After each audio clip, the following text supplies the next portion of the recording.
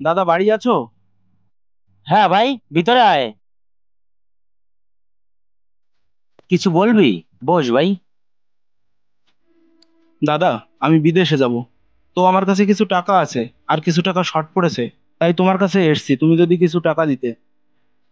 কত টাকা ভাই? ওই 50,000 টাকার মতো। এত টাকা?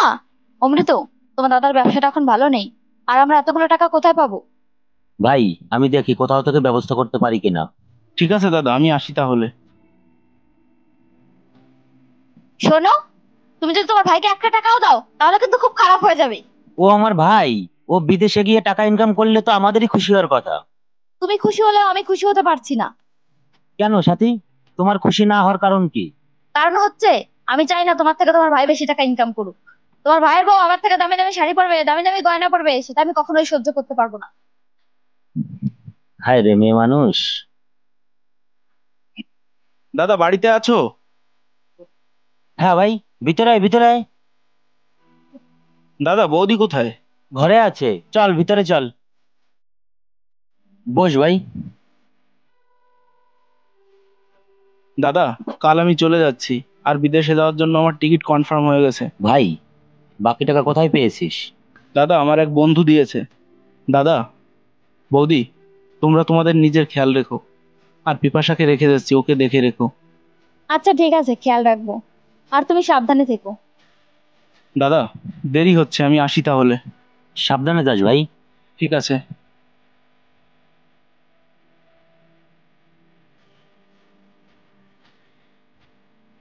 রিদ্ধি, কি হয়েছে তোমার? তুমি এমন করছো কেন? সাথী, আমাদের সব শেষ হয়ে গেছে। কেন, কি হয়েছে? সাথী, যে জাহাজে করে আমাদের ব্যবসার মালামাল আসছিল, সেই জাহাজটা ডুবে গেছে। কি বলছো তুমি এগুলো? এখন কি হবে? সাথী, আমাদের সব শেষ হয়ে গেছে।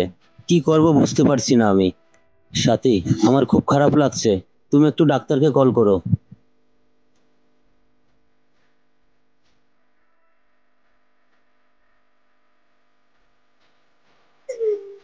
দাদা, বৌদি, কোথায় তোমরা? বৌদি, দাদার কি হয়েছে?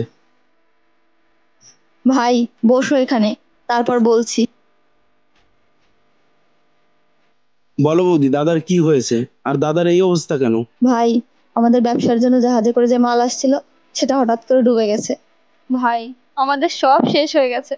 আর ওই টেনশনেই তোমার দাদা আজ 1 মাস ধরে ঘরে পড়ে আছে। বৌদি, দাদার এই অবস্থা 1 মাস ধরে, তোমরা আমাকে একবারও জানানোর প্রয়োজন মনে করনি? বৌদি, আমি বিদেশে গিয়েছিলাম কি করতে? টাকা ইনকাম করতে। আর সেই টাকায় যদি দাদার কাজ না হয়, তাহলে আমি সেই টাকা দিয়ে কি করব? বৌদি, তোমাদের কোনো টেনশন করতে হবে না, আমি দাদাকে ভালো জায়গায় নিয়ে গিয়ে চিকিৎসা করাবো। সাথী, তোমার সেই কথাগুলো মনে পড়ে? হ্যাঁ রিদ্ধি, মনে আছে। ভাই, তখন আমাদের কাছে টাকা থাকতেও আমরা তোমাকে টাকা দিনি। মানুষের অহংকারই তার পতনের মূল। বৌদি, এগুলো ছাড়ো তো। আগে দাদাকে ভালো জায়গা থেকে চিকিৎসা করাতে হবে। দাদা, তুমি টেনশন করো না, আমি আছি তো।